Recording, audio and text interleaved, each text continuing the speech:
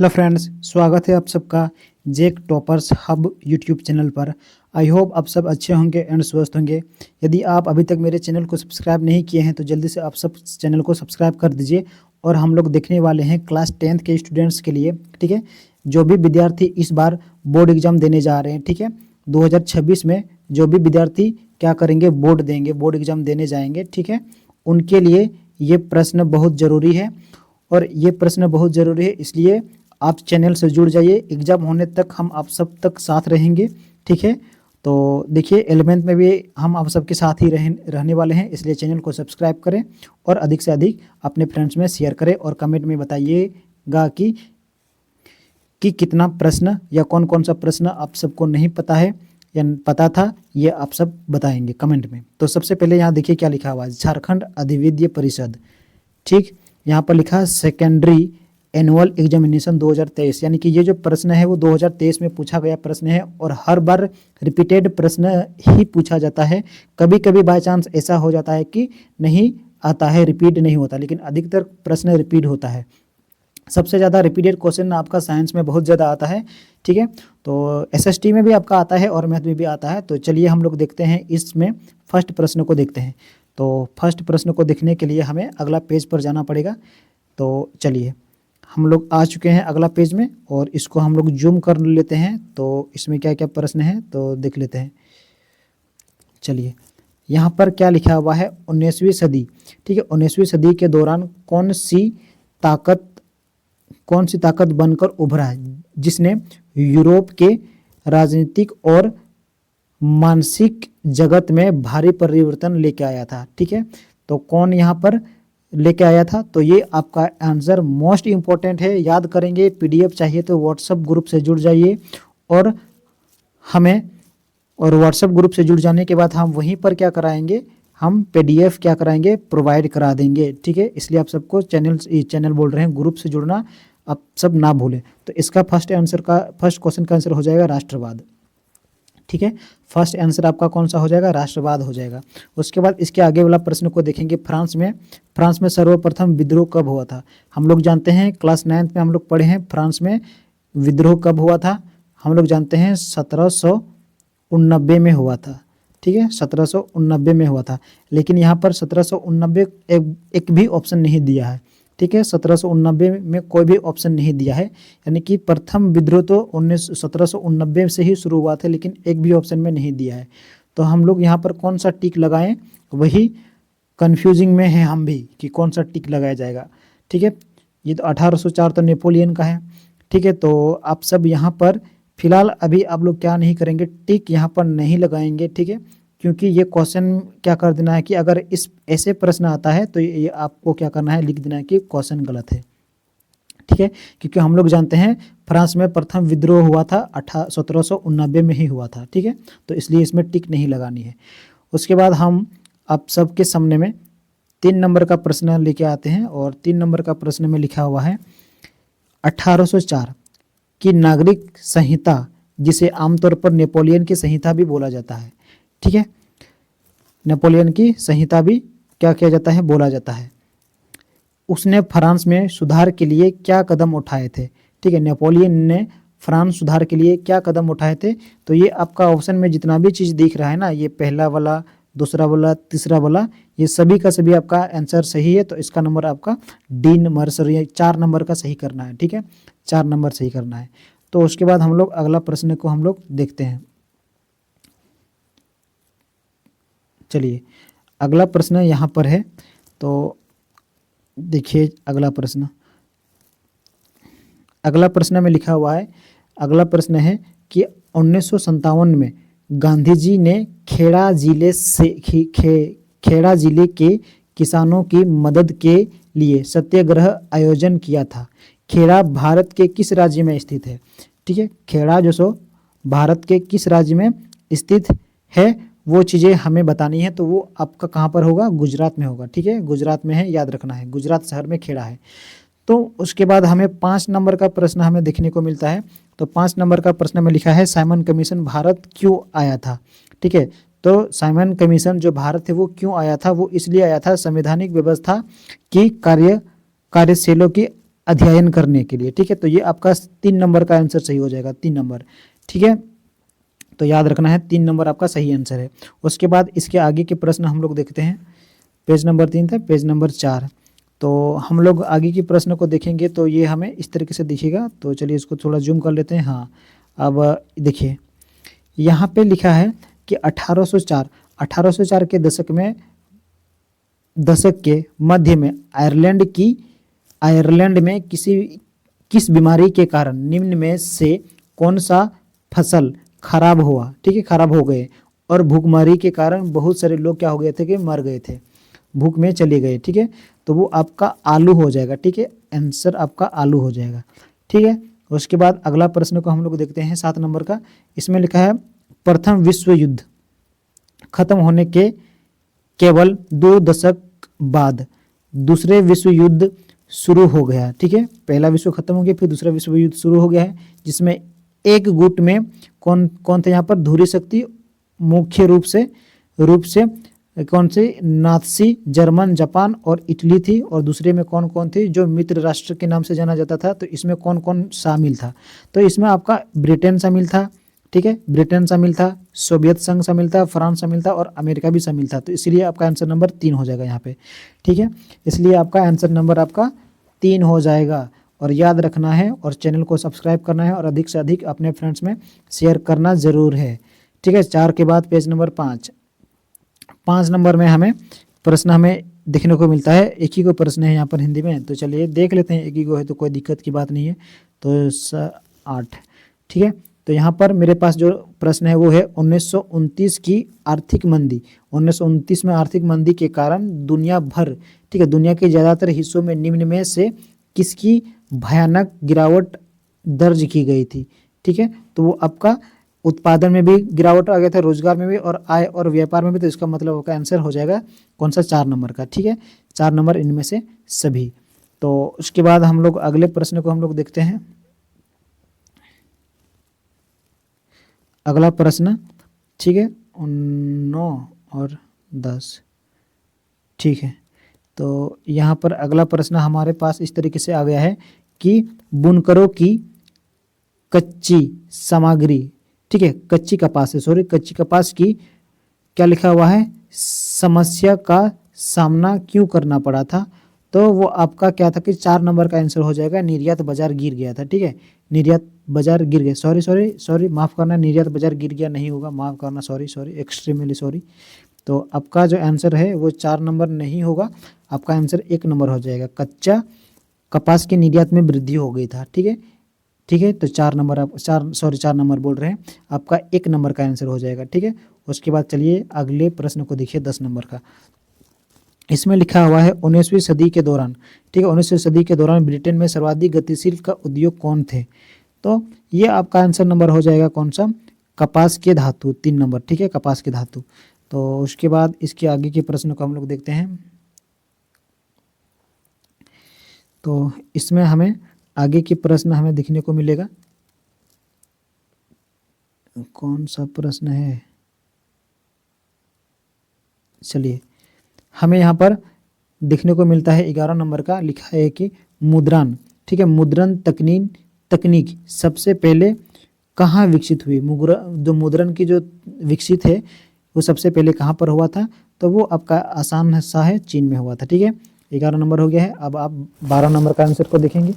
तो 12 नंबर में लिखा है कि निम्न जातीय आंदोलन के मराठी प्रणेता कौन थे, जिन्होंने अपने पुस्तक क्या है, गुलामगिरी में जाति प्रथा के अत्याचार पर लिखा था। तो वो ज्योतिबा फुले हैं, ठीक है, ज्योतिबा फुले, ये वाला गलत है, ज्योतिबा फुले। तो इसके बाद हम लोग आगे प्रश्न हम लोग आगे की ओर मूव करते हैं, 7, 8। तो इसमें हमें, अरे यार, हाँ, तो इसमें हमें देखने को मिलता है प्रश्न क्या, इसमें लिखा है समप्यता के आधार पर संसाधन 2 वर्गों में बांटा गया है, उसका नाम बताना है। तो वो हो जाएगा आपका नवीकरण और अनवीकरण, ऑप्शन नंबर 2 में है, ठीक है, ऑप्शन नंबर आपका 2 में है। उसके बाद यहाँ पर अगला प्रश्न हम लोग देखते हैं। इसमें लिखा हुआ संसाधन के अंधाधुंध शोषण से किस प्रकार की वैश्विक परिस्थिति संकट पैदा हो गया है, ठीक है। तो किस तरह की का, तो वो आपका हो जाएगा 4 नंबर सभी हो गया, ठीक है। वायुमंडलीय तापमान, ओजोन परत का अपक्षय या पर्यावरण प्रदूषण, ये सब हो गया है। तो उसके बाद आगे के प्रश्न हम लोग देखते हैं।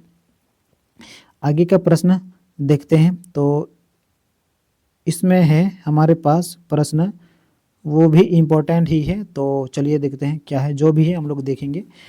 यहाँ पर लिखा है 15 नंबर में लिखा हुआ है, लिखा है कि वनों और वन्य जीव का संरक्षण करना आवश्यक क्यों है? क्योंकि इससे क्योंकि इससे हमारा क्या होता है कि परिस्थिति की विविधता बनी रहती है, जीव साधित संसाधन, जल, वायु और मृदा भी हमारा बनी होती है, और बेहतर जनन के लिए वनस्पति और पशुओं में जीने विविधता की संरक्षित करती है। तो इनमें से आपका आंसर सभी हो जाएगा, ठीक है, सभी हो जाएगा, सभी हो जाएगा आंसर। तो इसलिए आप सबको याद रखना है, बहुत इंपॉर्टेंट है, ये रिपीटेड प्रश्न है, एग्जाम में आता है हर साल, ठीक है। 2023 में आया था, 2024 में नहीं आया, 2025 में नहीं आया, 26 में 110% आएगा, ठीक है, 110% आने वाला है। तो इसलिए याद आप करेंगे, नहीं तो बाद में आप ही पछताएंगे, ठीक है। 19 सॉरी पेज नंबर क्या था, 9 था ना, अब पेज नंबर हमें 10 में खोलना है। इसमें प्रश्न 2 है ना, तो चलिए इसको हम ठीक से जूम कर लेते हैं हमें, वरना तुम लोग क्या हो जाएगी, लड़की के चक्कर में आप सब क्या हो जाएंगे, सब के सब बकलोल और बकलोलिया बन जाएंगे, लड़की हो चाहे लड़का, देख रहे हैं आप बकलोल बन जाएंगे, ठीक है। तो इसलिए बकलोल बनना नहीं है, एग्ज़ाम सबसे पहले क्रैक करना है, उसके बाद जो करना है करो, ठीक है। तो यहाँ पर आ जाएगा 16 नंबर का, वन और वन्य प्राणी संरक्षण के लिए किस प्रकार का वनों को सर्वाधिक मूल्यवान माना जाता है? तो वो आरक्षित वन, ठीक है, आरक्षित वन को माना जाता है। उसके बाद है यहाँ पर 17 नंबर, तो 17 नंबर का प्रश्न आप सबका इस तरीके से है कि प्रचुर मात्रा में जल उपलब्ध होने के बावजूद जल किन कारणों से प्रदूषित और मानवीय उपयोग के लिए खतरनाक हो जा रहा है? तो ये आप सबका सब है, ठीक है, इसलिए आप किस में टिक मारेंगे, ये 4 नंबर में टिक मारेंगे, ठीक है, 4 में टिक मारेंगे। उसके बाद हम लोग देखते हैं आगे के प्रश्न को, आगे के प्रश्न को हम लोग यहाँ पर देखते हैं। तो चलिए चलिए चलिए चलिए और हम लोगों के इधर तो बहुत ठंड लग रहा है, तो आप लोगों को उधर कैसे लग रहा है कमेंट में बताइए, ठंड लगता है या नहीं लगता है। तो सुबह सुबह हम ट्यूशन पढ़ाने गए थे, ठीक है, हम लोगों के यहाँ पर चित्रा में ही पढ़ाते हैं, तो बहुत ठंड लग रहा था, बहुत ठंड में गए, फिर आए नाश्ता वास्ता करके, अब यहाँ आप सबके लिए वीडियो बना रहे हैं, ठीक है। तो चलिए हम लोग 18 नंबर को देखते हैं। लिखा है, क्या लिखा हुआ है, मानसून के आगमन के साथ साथ जो फसलें बोई जाती है वे किस फसल के अंतर्गत आते हैं?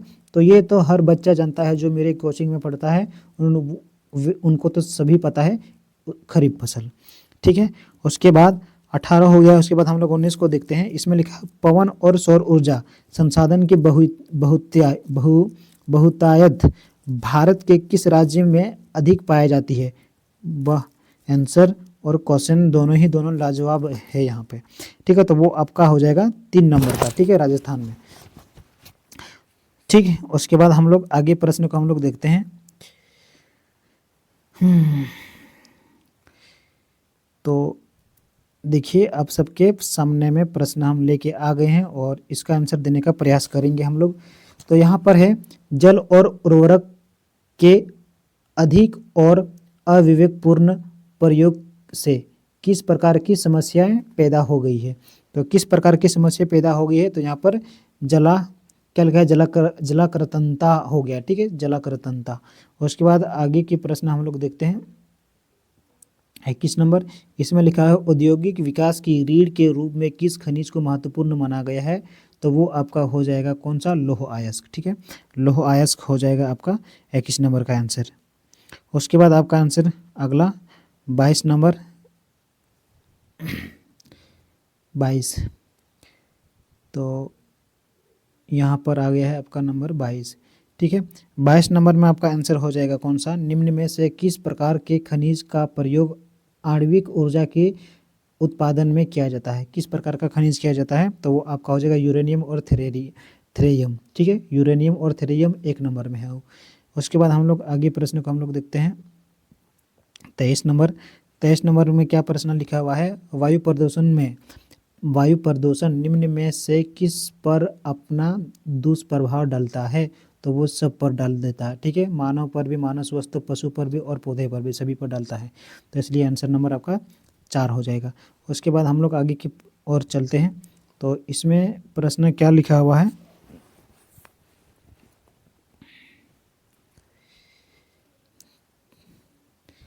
चौबीस नंबर ना। तो 24 नंबर का जो प्रश्न आपका इस तरीके से लिखा है,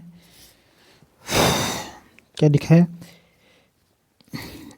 बेल्जियम के अल्पसंख्यक के रूप में किस भाषा के बोलने वाले लोग तुलनात्मक रूप से ज़्यादा समृद्ध और ताकतवर थे? तो वो आपका डच नहीं होंगे, यहाँ पर आपका फ्रेंच होंगे, ठीक है, फ्रेंच। उसके बाद आगे की प्रश्न हम लोग देखते हैं। इसमें लिखा हुआ है कि जब 1956 में श्रीलंका में कानून बनाया गया तो उसे किन किन बातों पर जोड़ा गया? ठीक है, तो वो किन किन बातों पर जोड़ा गया? वो आपका सिंहली के एकमात्र राजभाषा घोषित कर दिया गया है, ठीक है। और सरकारी नौकरियों में सिंहली को प्राथमिक दी गई है और बौद्ध मत को संरक्षण और बढ़ावा दिया गया। और इनमें से सभी, तो यहाँ पर सिंहली जो भाषी है उनको तो राष्ट्रभाषा, राजभाषा बना लिया गया था। कोई भी सरकारी काम पर इन्हीं को ही क्या किया गया था कि आगे लाया गया था। और यहाँ पर आपका आंसर मेरे ख्याल से वो 1 नंबर ही होगा, ठीक है, 1 नंबर ही होगा। उसके बाद 26 नंबर का हम लोग देखते हैं। 26 नंबर, तो चलिए 26 नंबर,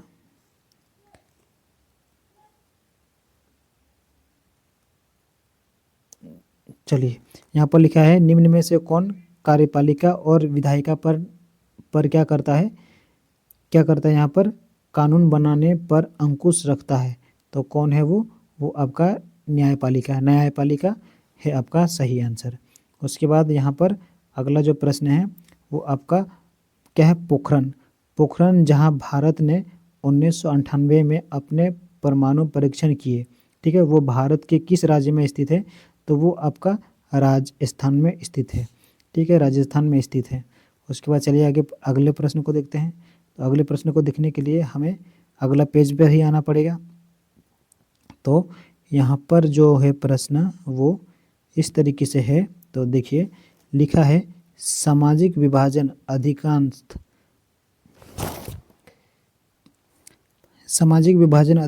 आधारित होता है, वो जन्म पर आधारित होता है, ठीक है, जन्म पर आधारित होता है। उसके बाद आगे प्रश्न को हम लोग देखते हैं। आगे प्रश्न में लिखा हुआ है कि सांप्रदायिकता राजनीतिक इस सोच पर आधारित होती है कि धर्म की सामाजिक समुदाय का निर्माण करता है। इस सामान्यता के अनुकूल सोचा गया क्या कहलाता है? तो वो आपका सांप्रदायिकता कहलाता है, ठीक है, सांप्रदायिकता कहलाता है। उसके बाद हम लोग अगला प्रश्न को देखते हैं। अगला प्रश्न को हम लोग देखते हैं क्या लिखा हुआ है। 30, 31, 32 इसी में सब है, ठीक है। तो यहाँ पर हाँ, चलिए लिखा हुआ है निम्नलिखित में से किस राज्य में शिशु मृत्यु दर सबसे कम है? तो वो बच्चा जानता है, वो केरल में, ठीक है, केरल में क्या है? केरल में सबसे जो शिशु मृत्यु दर है वो केरल में सबसे कम है। उसके बाद है हमें 31 नंबर देखना है। तो इसमें लिखा हुआ है कि किसे औसत आय कहा जाता है? तो वो प्रति व्यक्ति आय को औसत दर कहा जाता है, 2 नंबर का हो जाएगा, ठीक है। उसके बाद आपका 32 नंबर की और हम लोग चलते हैं। तो इसमें लिखा हुआ है सार्वजनिक और निजी क्षेत्र किस आधार पर विभाजित है? तो वो आपका हो जाएगा उद्यमों और स्वामित्व के आधार पर, ये 2 नंबर का हो जाएगा, ठीक है। तो याद रखना है। और चैनल को सब्सक्राइब नहीं किया तो कर दीजिए जल्दी से। उसके बाद हम लोग आगे प्रश्न की ओर हम लोग जाते हैं। इसमें कितना प्रश्न, हमें 2 गो प्रश्न है, तो चलिए देख लेते हैं। तो यहाँ पर है 33 नंबर का प्रश्न है कौन सा क्षेत्र भारत से सबसे बड़े रोजगार उत्पादक क्षेत्र के रूप में जाना जाता है? ठीक है, कौन सा जो सो क्षेत्र है? तो वो आपका आंसर नंबर हो जाएगा कौन सा? वो तृतीय क्षेत्र हो जाएगा, ठीक है। तृतीय क्षेत्र है वही क्या करता है? बहुत ज़्यादा क्या करता है? रोजगार भी देता है, ठीक है, वही रोजगार भी देता है। सबसे ज़्यादा रोजगार देने का काम वही है, वही करता है, इसलिए तृतीय क्षेत्र हो जाएगा, ठीक। उसके बाद हम लोग आगे प्रश्न को देखते हैं। आगे की प्रश्न हम लोग देखते हैं 34 नंबर का। तो इसको जूम कर लेते हैं थोड़ा सा ताकि आप सबको भी बढ़िया दिखेगा। तो यहाँ पर लिखा हुआ 34 नंबर में कि निम्न में से कौन महत्वपूर्ण मध्यवर्ती भूमिका प्रदान करके आवश्यकताओं के दोहरा सहयोग की ज़रूरत को ख़त्म कर देती है। ठीक है, तो वो आपका आंसर नंबर हो जाएगा मुद्रा। ठीक है, मुद्रा ही जो है सब चीज़ पूरा करता है। उसके बाद हम आगे के प्रश्न को हम लोग देखते हैं। 25। तो चलिए यहाँ पर हम लोग देख लेते हैं प्रश्न को। इसमें लिखा है सामान्यतः बहुराष्ट्रीय कंपनी उसी स्थान पर उत्पादित इकाई स्थापित करती है। तो ये आपका आंसर हो जाएगा 35 नंबर का हो जाएगा आपका। 35 नंबर का आपका कौन सा हो जाएगा कमेंट में बताइए। ठीक है, ये वाला थोड़ा हमें डाउट लग रहा है। ठीक है, कमेंट में बताइएगा कि कौन सा इसका आंसर हो जाएगा। हम लोग देखते हैं अगला प्रश्न को देखते हैं। तो चलिए यहाँ पर हम लोग 19 पेज नंबर है, 20 पेज नंबर पर आते हैं और इसमें हम लोग देखते हैं क्वेश्चन को। ठीक है, तो यहाँ पर लिखा है विभिन्न देशों के बाज़ारों को जोड़ने या एकीकरण में निम्न में से कौन सहायक करता है। तो ये है आपका बैंक नहीं होगा यहाँ पर, बैंक नहीं होने वाला, यहाँ पर विदेशी व्यापारी हो जाएगा। ठीक है, ये 2 नंबर का हो जाएगा। ठीक, ये नहीं होगा। उसके बाद हम आगे प्रश्न को देखते हैं 37 नंबर। तो इसमें लिखा हुआ है कि 1960 के दशक में व्यवस्थित रूप से उपभोक्ता आंदोलन का उद्देश्य निम्न में से किन कारणों से हुआ था। ठीक है, तो वो आपका सभी हो जाएगा यहाँ पर आंसर। ठीक है, सभी हो जाएगा। पीडीएफ चाहिए तो चैनल नहीं ग्रुप से जुड़ जाइएगा, व्हाट्सएप ग्रुप से जुड़ जाएगा, उसी में हम सब प्रोवाइड कर दूंगा। ठीक है, तो यहाँ पर हम आगे के और प्रश्न को हम लोग देखते हैं।